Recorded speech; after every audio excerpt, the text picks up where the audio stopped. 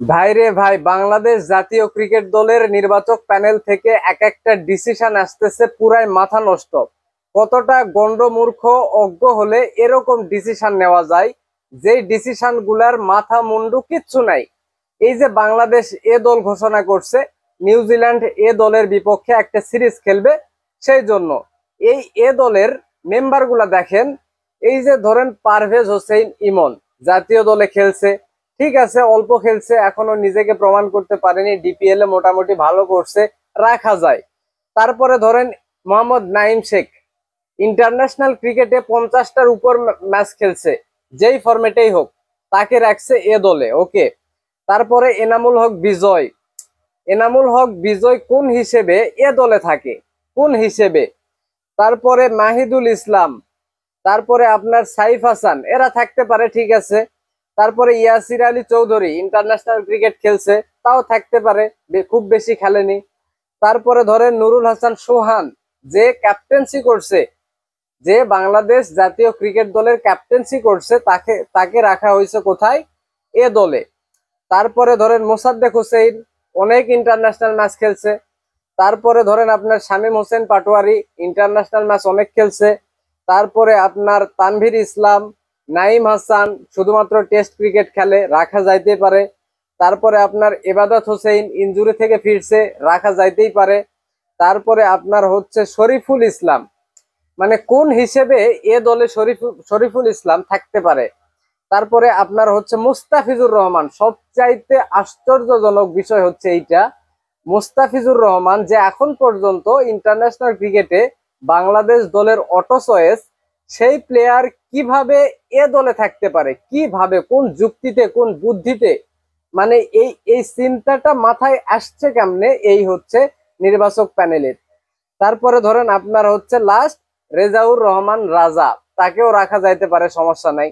তো এই যে যেই দলটা ঘোষণা করছে, এমন একটা দল হয়ে গেছে, ধরেন আপনার এই যে এখন জিম্বাবুয়ের বিপক্ষে যে দলটা টেস্টে খেলতেছে, এই দলের বিপক্ষে এই দলকে খেলতে দিলে ধরেন এই যে এ দলটা জিতে যাবে, এইরকম একটা দল গঠন করছে। এখন আপনারা পাইপলাইন পাইপলাইন পাইপলাইন মজবুত না হান টান এইসব কথা বলেন।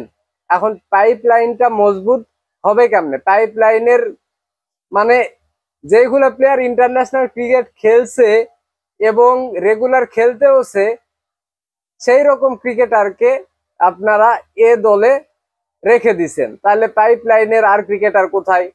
যেই ক্রিকেটার গুলা ইন্টারন্যাশনাল ক্রিকেটে ডেবিউ করবে, ভালো খেলতেছে, এরকম ক্রিকেটার কোথায় যারা এ দলে খেলবে?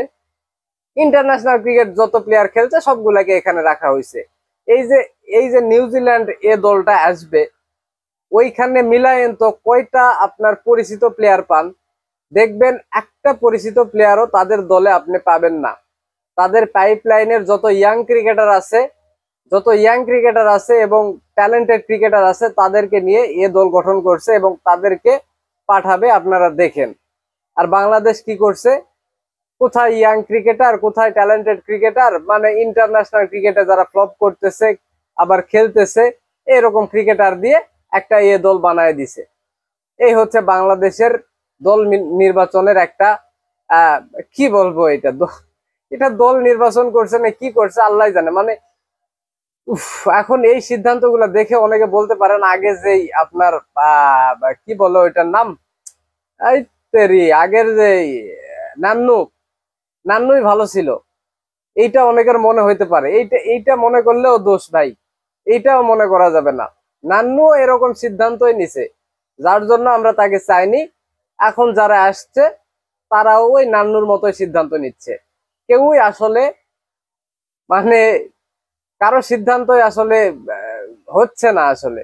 হ্যাঁ, যারা এই যে গুরুত্বপূর্ণ পদগুলাতে বসে আছে, যারা এই যে নির্বাচক, এদের কি আদৌ ক্রিকেট জ্ঞান আছে কিনা সেইটা নিয়ে এখন প্রশ্ন তোলা যায়। এমন একটা করে দল এরা নির্বাচন করতেছে। এই যে যেমন এনামুল হক বিজয়কে আপনার যেমন হুট করে টেস্ট দলে ঢুকাইছে একটা ক্রিকেটার, সে আপনার ওই যে কি বলে ওয়ানডে ফরম্যাটে ভালো খেললো, তাকে ডাইরেক্ট একদম টেস্ট ক্রিকেটে ঢুকে দিল। হ্যাঁ, মানে দায় ছাড়া একটা ভাব। পরে যদি কেউ প্রশ্ন করে যে এনামুল হক বিজয় এত রান করলো, তাকে সুযোগ দেওয়া হয় না কেন,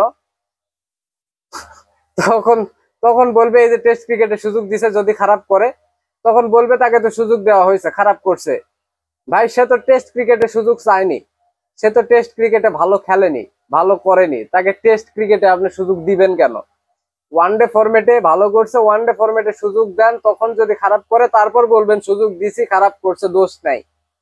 তো সে রান করলো ওয়ানডে ফরম্যাটে, আপনারা সুযোগ দিলেন টেস্ট ফরম্যাটে, তাও টেস্ট ফরম্যাটে এমন যদি হতো যে এক সময় ভালো খেলছে, তাও না। সে কি করছে, সে টেস্ট ক্রিকেটে, ইন্টারন্যাশনাল টেস্ট ক্রিকেটে 10টা ম্যাচই খেলছে, যেখানে তার অ্যাভারেজ মাত্র 10, 10টা ম্যাচে অ্যাভারেজ 10, এই সরি 10টা না 5টা ম্যাচে অ্যাভারেজ 10, মানে এরকম একজন ক্রিকেটারকে টেস্ট দলে সুযোগ দেওয়া হলো।